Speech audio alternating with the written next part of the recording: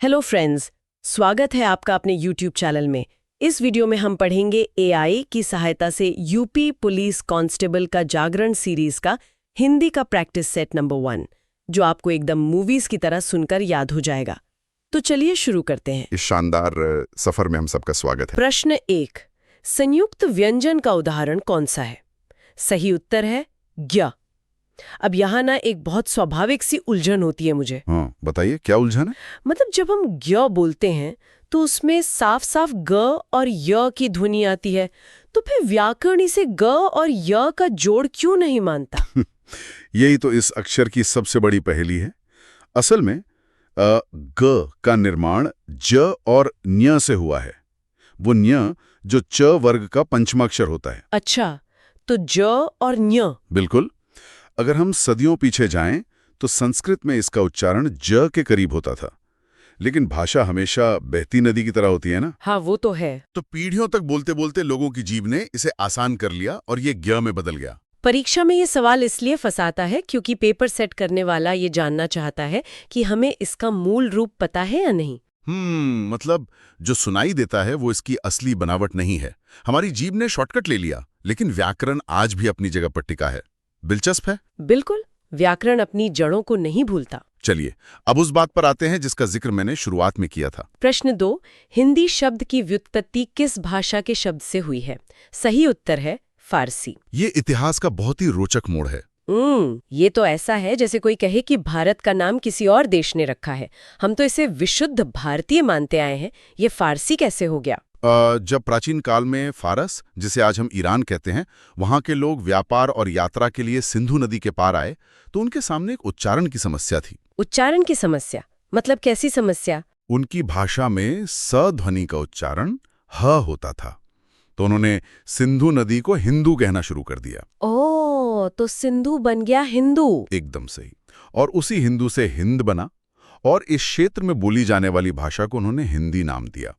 यानी भाषा हमारी थी, शब्द हमारे थे, लेकिन उसे जो ये टैग मिला वो फारसियों का दिया हुआ है।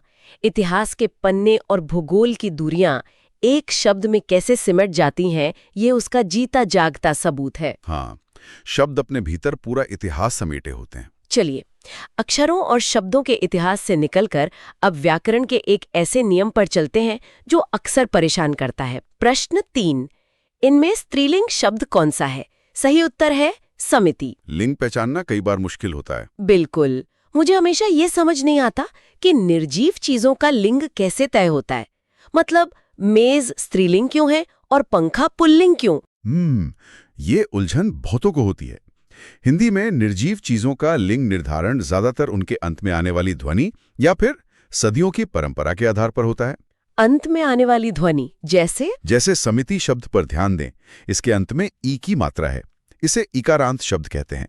हिंदी का एक सामान्य नियम है कि ज्यादातर इकारांत शब्द स्त्रीलिंग होते हैं, जैसे बैठक, सभा, जाति। अच्छा, तो क्या इसका कोई आसान तरीका है याद रखने का? हाँ, इसे पहचानने का सबसे अच्छा व्यावहारिक तरीका यह है कि शब्द को किसी वाक्य में प्रयोग करके देखें। हम कहते हैं समिति बन गई। हाँ, कोई ये नहीं कहता कि समिति बन गया। बिल्कुल, वाक्य खुद बता देता है कि लिंग क्या है। अरे वाह, ये एक बहुत ही कारगर हैक है। बस वाक्य बनाकर देख लो। अब देखते हैं कि दो अलग अलग ध्वनियां मिलकर कैसे रूप बदलती हैं। अन्वय का सही संधि विक्षिप्त क्या होगा? सही उत्तर है अनु प्लस अया। ये संधि का बहुत अच्छा उदाहरण है। लेकिन यहाँ उ और अ को मिलाकर वर बन रहा है। ये कौन सा गणित है? इसे व्याकरण में यण संधि कहते हैं और ये वाकई स्वर विज्ञान का गणित ही है। इसे बोलकर देखते हैं। बोलकर देखो। हाँ, जब हम ऊ बोलते हैं तो हमारे होंठ गोल हो जाते हैं, और जब हम तुरंत उसके बाद अ बोलते हैं तो होंठ खुलते हैं। ऊ से अ तक जाने की इस प्रक्रिया में मुंह से स्वाभाविक रूप से व की ध्वनि निकलती है। अनु का उ और अय का अ मिला तो बीच में ये व पैदा हो गया। बिल्कुल, ये कोई थूपरवा नियम नहीं है, बल्कि हमारे मुंह के काम करने का प्राकृतिक तरीका है। मतलब अगर हम ध्वनियों को धीमा करके बोलें तो हमें नियम अपने आप समझ आ जाएगा। बहुत ही तार्किक है। हाँ, ध्वनियां अपना रास्ता खुद तय करती हैं। शब्दों के निर्माण को तो हमने समझ लिया, लेकिन जब ये शब्द एक वाक्य में आते हैं तो ये आपस में कैसे जुड़ते हैं? आइए प्रश्न 5 से इसे समझते हैं। प्रश्न 5, वाक्य में क्रिया तथा संज्ञा सर्वनाम के बीच पाए जाने वाले संबंधों को क्या कहते हैं? सही उत्तर है कारक। कारक वाक्यों की जान होते हैं। वाक्य में ईंटों को जोड़ने वाले सीमेंट या गोंद की तरह काम करते हैं। ये गोंद वाली एनालॉजी बिल्कुल सटीक है। शब्दों का अपना अर्थ होता है, लेकिन बिना कारक के वे एक कहानी नहीं बना सकते। उदाहरण के लिए एक उदाहरण लेते हैं। राम रावण मारा। यहां संज्ञा और क्रिया सब हैं, लेकिन अर्थ साफ नहीं है। यस। जैसे ही हम कारक चिन्ह लगाते हैं, राम ने रावण को मारा, तो ने और को वो गोंद बन जाते हैं जो ये तय करते हैं कि काम किसने किया और किस पर हुआ। गोंद के बिना सब बिखरा हुआ है। चलिए आगे बढ़ते हैं और सर्वनाम के एक प्रकार को देखते हैं। प्रश्न 6 अनिश्चयवाचक सर्वनाम से युक्त वाक्य है। सही उत्तर है कुछ खा रहा है। मौसम आज कुछ सुहावना सा है। वाक्य में सुहावना शब्द किसका परिचायक शब्द है? सही उत्तर है विशेषण। विशेषण को पहचानना तो शायद सबसे आसान काम है। हाँ, ये तो कैमरे के उस फिल्टर की तरह है ना, जो तस्वीर की खासियत बताता है। बिल्कुल सही कहा। यहाँ मौसम एक संज्ञा है। मौसम कैसा है, उसका गुण या रंग क्या है? जवाब मिलता है सुहावना।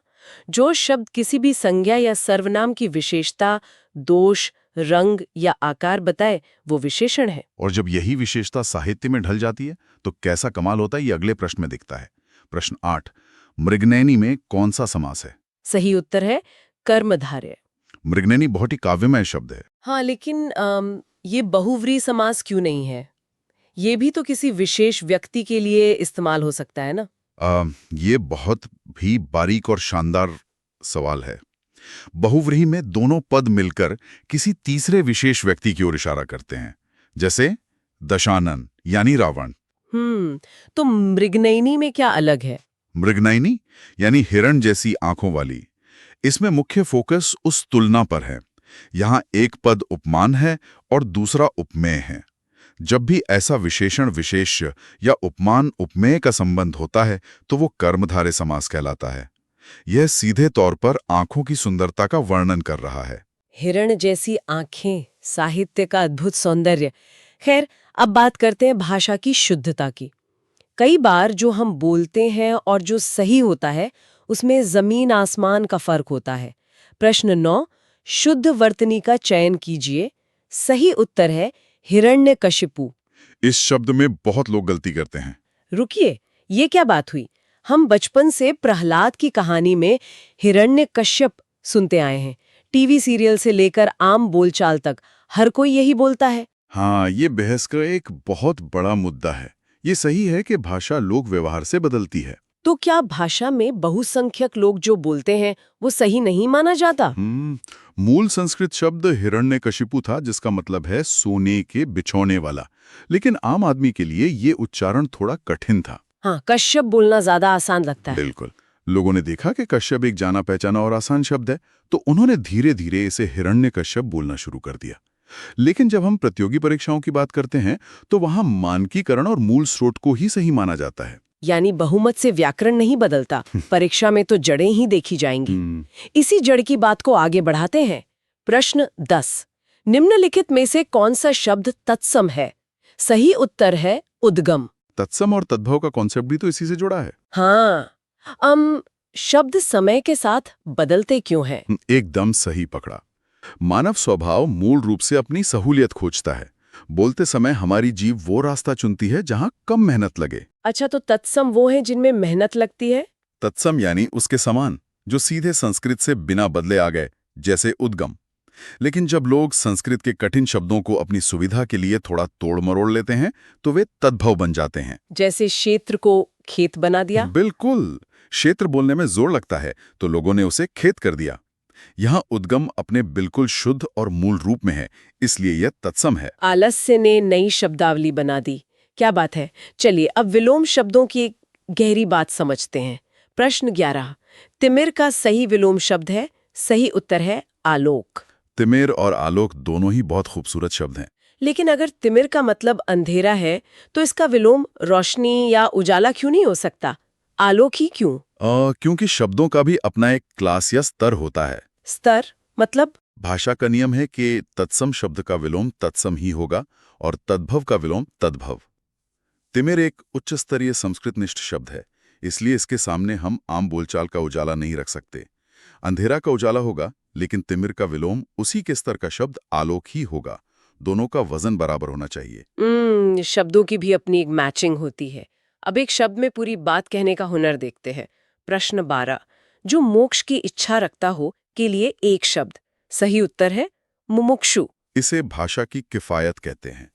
कम से कम अक्षरों में बड़ी से बड़ी बात कह देना। हाँ, ये मुमुक्षु सुनने में काफी भारी लगता है। हिंदी में इच्छा रखने वाले को दर्शाने के लिए अक्सर शब्द के अंत में ऊ की मात्रा का प्रयोग होता है। जैसे जानने की इच्छा रखने वाला जिज्ञासु, युद्ध की इच्छा रखने वाला युयुत्सु और मोक्ष की इच्छा रखने वाला मुमुक्षु। ये संस्कृत के व्याकरण की ताकत है, जो एक छोटे से शब्द में पूरा वाक्य समेट लेती है, बिल्कुल जिप फाइल की तरह। एकदम सही उपमा दी है। इसी बात को आगे बढ़ाते हुए लोक व्यवहार की ओर चलते हैं। प्रश्न 13, न रहेगा बांस न बजेगी बांसुरी लोकोक्ति का अर्थ है।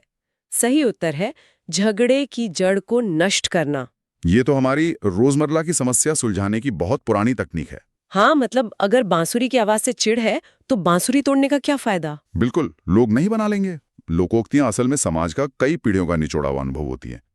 उस बांस के पेड़ को ही काट देना चाहिए जिससे वो बनती है। मैनेजमेंट की भाषा में इसे रूट कॉज एनालिसिस कहते हैं ना। समस्या के मूल कारण को ही खत्म कर देना ताकि वो दोबारा पैदा ही ना हो। एकदम सही। क्या बात है, गांव की चौपाल से लेकर कॉर्पोरेट मैनेजमेंट तक एक ही नियम। अब शब्दों के जुड़ने के तरीके पर वापस लौटते हैं। प्रश्न 14, दो या दो से अधिक अत्यंत समीपस्थ वर्णों के मेल से जो परिवर्तन होता है वह है। सही उत्तर है संधि। अगर शब्दों के जुड़ने को हम गूंद कह रहे थे तो इस वर्णों के मेल को आप एक रासायनिक प्रतिक्रिया की तरह देख सकते हैं। रासायनिक प्रतिक्रिया, केमिस्ट्री। हाँ, जब हाइड्रोजन और ऑक्सीजन मिलते हैं तो वे अपनी पुरानी पहचान छोड़कर एक नई चीज बनाते हैं, पानी। उसी तरह जब दो वर्ण या अक्षर एकदम पास आते हैं और आपस में टकराते हैं तो वे एक नया साउंड बनाते हैं। जैसे सूर्य और उदय। बिल्कुल, सूर्य का अंतिम अ और उदय का पहला उ मिलकर ओ बन जाते हैं, यानी सूर्योदय। ये महज जुड़ना नहीं है, ये एक परिवर्तन है। बहुत खूब। अब एक ऐसा विलोम शब्द जो अक्सर गलतियों का शिकार होता है। प्रश्न 15, उन्मीलन शब्द का विलोम कौन सा होगा।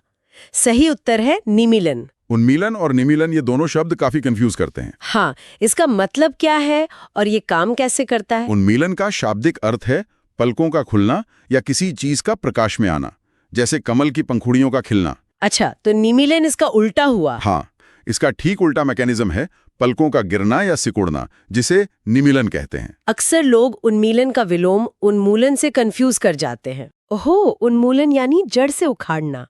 दोनों तो बिल्कुल अलग शब्द है। बिल्कुल अलग है। अब आते हैं उस सवाल पर जो मुझे व्यक्तिगत रूप से बहुत मजेदार लगा।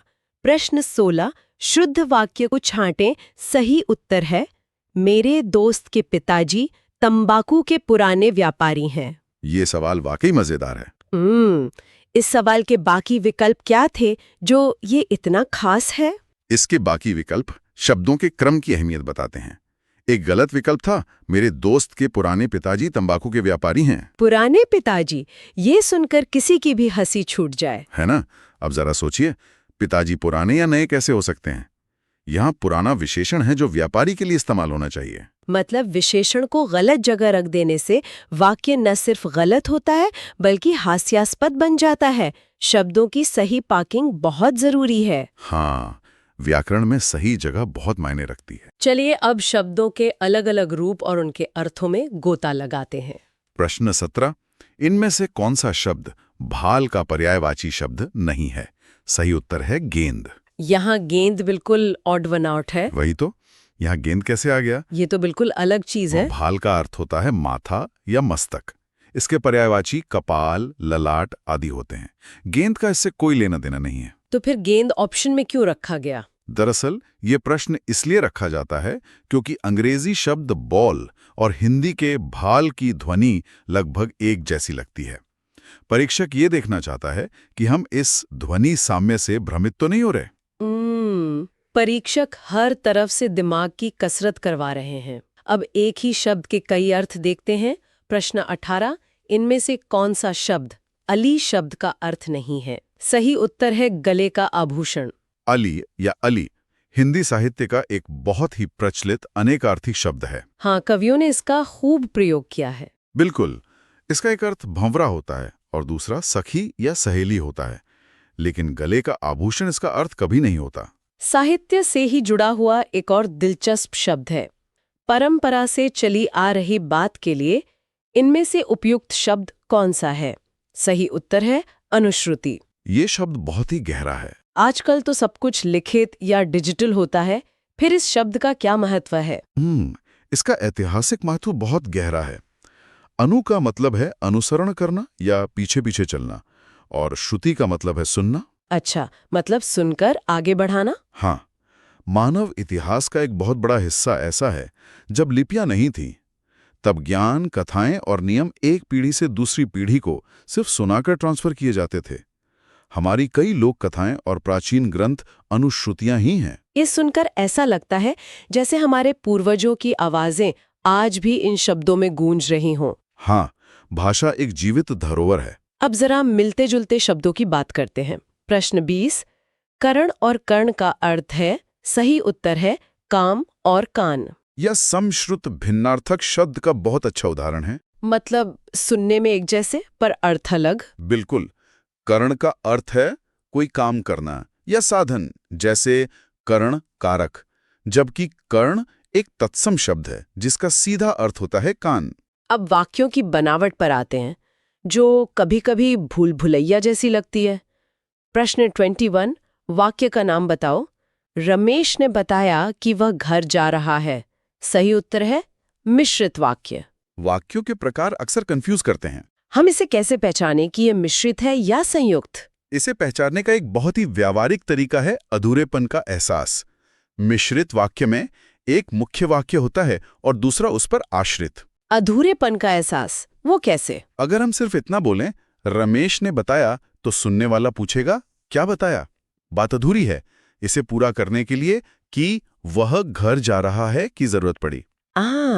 तो ये जो की योजक है, ये इस बात का सिग्नल है कि आगे का वाक्य पिछले वाले पर निर्भर है। एकदम सही। जहां ये आश्रित होने का भाव हो, वो मिश्रित वाक्य है। अधूरेपन का टेस्ट, ये ट्रिक परीक्षा में बहुत काम आएगी। अब हम व्याकरण की और गहराई में उतर रहे हैं।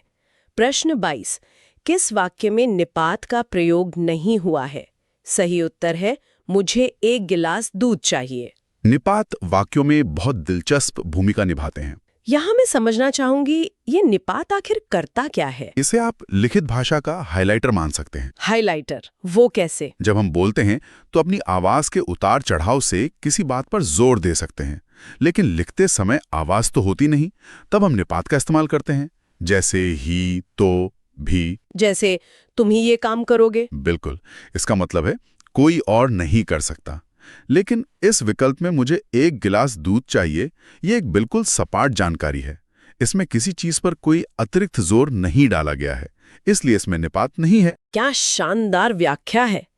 निपात मतलब टेक्स्ट का हाइलाइटर। अब लॉजिक और व्याकरण का एक कॉम्बो देखते हैं।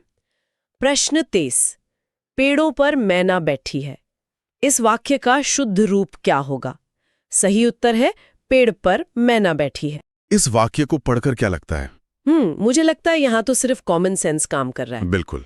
व्याकरण सिर्फ नियमों की किताब नहीं है या तर्क पर भी आधारित है। मैना एक वचन है, यानी एक अकेली चिड़िया। हाँ, और एक चिड़िया एक साथ कई पेड़ों पर कैसे बैठ सकती है? भौतिक विज्ञान का नियम है, वो किसी एक ही पेड़ पर बैठेगी। इसलिए पेड़ों की जगह पेड़ होना ही तार्किक रूप से शुद्ध है। कॉमन सेंस और ग्रामर का बेहतरीन तालमेल। अब वाच्य की बात। प्रश्न 24, राजन द्वारा किताब पढ़ी जाती है। इस वाक्य में वाच्य का कौन सा प्रकार है? सही उत्तर है कर्मवाच्य। वाच्य को आप एक फिल्म के कैमरे की तरह समझ सकते हैं। अच्छा, फिल्म का कैमरा? हाँ, कैमरा जिस पर फोकस करेगा वो ही मुख्य होगा। कर्तृवाच्य में फोकस कर्ता पर होता है, जैसे राजन किताब पढ़ता है। लेकिन इस वाक्य में फोकस बदल दिया गया है। अब कैमरा किताब पर है। बिल्कुल। द्वारा का प्रयोग इसका सबसे बड़ा सुराग है। चूंकि किताब स्त्रीलिंग है, इसलिए क्रिया भी पढ़ी जाती है हो गई। इसे अंग्रेजी में पैसिव वॉइस कहते हैं। कैमरे का फोकस बदल गया। अब बात करते हैं समय के पहिए की। प्रश्न 25, पक्षी उड़ रहे हैं। वाक्य में इनमें से कौन सा काल है? सही उत्तर है अपूर्ण वर्तमान। ये काल बहुत ही विजुअल है। वर्तमान तो समझ आता है, पर ये अपूर्ण क्यों है? मान लीजिए हम आसमान की तरफ देख रहे हैं, पक्षी हवा में है और उनके पंख चल रहे हैं। हाँ, काम अभी आंखों के सामने हो रहा है। और वो भी खत्म नहीं हुआ है। हाँ, चल ही रहा है। जो काम चल रहा हो और पूरा न हुआ हो उसे अपूर्ण कहते हैं। अंग्रेजी का प्रेजेंट कंटिन्यूअस टेंस ही हिंदी में अपूर्ण वर्तमान काल है। इस निम्नलिखित में से अर्धविराम का चिन्ह कौन सा है? सही उत्तर है सेमीकोलन। अर्धविराम का इस्तेमाल अक्सर लोग गलत करते हैं। हाँ, हम इसका इस्तेमाल कब करते हैं? मतलब अल्प विराम और पूर्ण विराम तो समझ आते हैं, इसका क्या काम है? इसे आप ट्रैफिक लाइट से समझ सकते हैं। पूर्ण विराम रेड लाइट है, जहां पूरी तरह रुकना होता है। और अल्प विराम? अल्प विराम एक हल्का सा स्पीड ब्रेकर है, जहां बस गति धीमी करनी है। लेकिन अर्धविराम उन दोनों के बीच की स्थिति है। अच्छा, तो जब एक वाक्य पूरा हो गया हो लेकिन उसका भाव अगले वाक्य से जुड़ा हो? बिल्कुल सही। तब हम अल्प विराम से ज्यादा और पूर्ण विराम से कम रुकते हैं। ये विचारों को अलग भी करता है और जोड़े भी रखता है। भाषा का अपना ट्रैफिक सिस्टम। अब थोड़ा साहित्य का संगीत सुनते हैं। प्रश्न 27। तरनी तनुजा तट तमाल तरुवर बहु छाए में कौन सा अलंकार है? सही उत्तर है अनुप्रास। ये पंक्ति बोलते ही कैसा महसूस होता है? ते ही ऐसा लगता है जैसे कोई तबला बज रहा हो। त की एक लय है। बिल्कुल, और यही अनुप्रास अलंकार का जादू है। जब एक ही वर्ण बार बार लगातार आता है तो ये भाषा में एक रिदम या सांगीतिक लय पैदा कर देता है। तरनी तनुजा तट तमाल। हाँ, कभी जानबूझकर शब्दों का ऐसा चयन करते हैं कि पढ़ने वाले को एक नाद सौंदर्य का अनुभव हो। अब हमारी बोलचाल की भाषा का एक मस्त उदाहरण देखते हैं। प्रश्न 28। हथियाना में कौन सी क्रिया है? सही उत्तर है नाम धातु। हथियाना शब्द सुनकर क्या लगता है? ये तो बिल्कुल नुक्कड़ वाली भाषा लगती है। ये क्रिया कैसे बनी? व्याकरण सड़क की भाषा को भी नियम में बांधता है। जो क्रियाएं मूल धातुओं से नहीं बल्कि संज्ञा, सर्वनाम या विशेषण से बनती हैं, उन्हें नाम धातु कहते हैं। तो यहाँ मूल शब्द हाथ है। हाँ, हाथ एक संज्ञा है। हाथ मारना या कब्जा करने के भाव को क्रिया में बदल दिया गया, हथियाना। इसी तरह बात से बतियाना, लाट से लठियाना, ये हिंदी की बहुत ही जीवंत और जमीनी विशेषता है। भाषा कैसे अपने रोजमर्रा के जीवन से क्रियाएं गढ़ लेती है, ये उसका बेहतरीन उदाहरण है। अब हम अपने 7वें पड़ाव में आ गए हैं, जो साहित्य और रचनाकारों से जुड़ा है। प्रश्न 29। भारत भारती के रचनाकार कौन है? सही उत्तर है मैथिली शरण गुप्त। भारत भारती केवल एक किताब नहीं थी। तो फिर क्या थी? इसमें ऐसा क्या खास था जो ये इतनी मशहूर हुई? ये आजादी की लड़ाई का एक बौद्धिक हथियार थी। 1912 में जब गुप्त जी ने इसे लिखा तो उन्होंने भारतीयों के गौरवशाली अतीत, दर्दनाक वर्तमान और भविष्य की उम्मीद को इस तरह पिरोया कि इसे पढ़कर लोगों की रगों में राष्ट्रप्रेम दौड़ने लगा। क्या बात है! इसी के प्रभाव में आकर महात्मा गांधी ने मैथिली शरण गुप्त जी को राष्ट्रकवि का सम्मान दिया था। साहित्य जो क्रांति ला दे। अब एक और रचना की बात। प्रश्न 30। रेहान पर रगधू किस लेखक का उपन्यास है? सही उत्तर है काशीनाथ सिंह। काशीनाथ सिंह जी का ये उपन्यास आधुनिक भारत की तस्वीर है। इसमें किस तरह की कहानी है? इसमें दिखाया गया है कि कैसे भूमंडलीकरण और बाजारवाद ने हमारे गांवों की शक्ल बदल दी है। पुरानी पीढ़ी और नई पीढ़ी के बीच जो टकराव है, उसे ये बहुत यथार्थ रूप में दिखाता है। अच्छा, और शायद इसीलिए उन्हें इसके लिए साहित्य अकादमी पुरस्कार भी मिला है? बिल्कुल। आधुनिक समस्याओं का सटीक चित्रण। अब इंसान के सबसे बुनियादी भाव पर आते हैं। प्रश्न 31। श्रृंगार रस के 2 प्रकार होते हैं। सही उत्तर है संयोग रस, वियोग रस। श्रृंगार रस को सभी रसों का राजा यानी रस राज माना जाता है। प्रेम के 2 ही सबसे गहरे पहलू होते हैं ना, मिलना और बिछड़ना। बिल्कुल। जब नायक नायिका साथ होते हैं, खुश होते हैं, तो वो संयोग श्रृंगार है, और जब वो दूर हो जाते हैं, एक दूसरे की याद में तड़पते हैं, तो वो दर्द वियोग श्रृंगार में बदल जाता है। साहित्य इन्हीं 2 ध्रुवों के बीच झूलता है। प्रेम के दोनों छोर। अब कविता के गणित को देखते हैं। प्रश्न 32। सोरठा के विषम चरणों प्रथम और तृतीय में कितनी मात्राएं होती हैं? सही उत्तर है 11। जो लोग दोहा जानते हैं उनके लिए ये बहुत आसान है। सोरठा दोहे से कैसे जुड़ा है? सोरठा दोहे का ठीक उल्टा होता है, एकदम मिरर इमेज। दोहे के पहले और तीसरे चरण में 13 मात्राएं होती हैं, लेकिन सोरठे के पहले और तीसरे चरणों में 11-11 मात्राएं होती हैं। और दूसरे चौथे में 13-13। हाँ, ये मात्राओं की एक फिक्स्ड इंजीनियरिंग है जिस पर छंद टिके होते हैं। छंदों की इंजीनियरिंग। अब साहित्य के सबसे बड़े पुरस्कार की बात। प्रश्न 33। ज्ञानपीठ पुरस्कार के लिए कुल कितनी भाषाओं के साहित्य को स्वीकार किया जाता है? सही उत्तर है 22। ये भारत की विविधता का सबसे बड़ा सम्मान है। तो क्या ये सिर्फ हिंदी के लिए नहीं है? बिल्कुल नहीं। हमारे संविधान की 8वीं अनुसूची में जिन 22 भारतीय भाषाओं को मान्यता प्राप्त है, ज्ञानपीठ पुरस्कार उन सभी भाषाओं के श्रेष्ठ साहित्यकारों को दिया जा सकता है। ये बताता है कि ज्ञान किसी एक भाषा की बपौती नहीं है। बिल्कुल सही बात है। अब इस खंड का आखिरी प्रश्न, निहार के रचनाकार कौन है? सही उत्तर है महादेवी वर्मा। महादेवी वर्मा जी हिंदी साहित्य के छायावाद युग का एक बहुत मजबूत स्तंभ है। निहार उनका पहला काव्य संग्रह था ना? हाँ, उनकी कविताओं में जो एक रहस्यवाद है, जो एक अनदेखे प्रियतम के प्रति विरह और करुणा है, वो सीधे दिल पर चोट करती है। उन्हें आधुनिक मीरा भी कहा जाता है। आधुनिक मीरा क्या सटीक उपमा है। अब हम अपने आखिरी पड़ाव पर आ गए हैं। प्रश्न 35 से 37 एक गद्यांश पर आधारित है जो परिश्रम के महत्व को दर्शाता है। प्रश्न 35। उपरोक्त गद्यांश के अनुसार जिंदगी के असली मजे किन के लिए हैं? सही उत्तर है जो परिश्रम करते हैं। बिल्कुल। प्रश्न 36। उपरोक्त गद्यांश के अनुसार जो धूप में खूब सूख चुका है, वाक्य से क्या अभिप्राय है? सही उत्तर है कड़ा परिश्रम करना। एकदम सही बात है। और आखिरी प्रश्न 37। उपयुक्त गद्यांश में किस बात के महत्व को बताया गया है? सही उत्तर है श्रम। ये गद्यांश तो सीधे तौर पर उन सभी छात्रों से बात कर रहा है जो इस वक्त अपनी परीक्षा की तैयारी कर रहे हैं। बिल्कुल। अगर हम इन तीनों प्रश्नों को एक साथ रखकर देखें तो ये एक बहुत बड़ा आहा मोमेंट है। वो कैसे? गद्यांश ये कह रहा है कि जो इंसान हमेशा छांव में आराम से बैठा है, उसे ठंडे पानी का असली स्वाद कभी पता नहीं चलेगा। पानी का असली मजा तो वो जानता है जो छिलछिलाती धूप में पसीना बहा कर आया है। यानी परीक्षा की तैयारी भी वही धूप है। 100% रातों की नींद खराब करना, आंखों में जलन के बावजूद पढ़ना, यही वो धूप है। इस धूप में तपे बिना सफलता रूपी छांव का आनंद नहीं मिल सकता।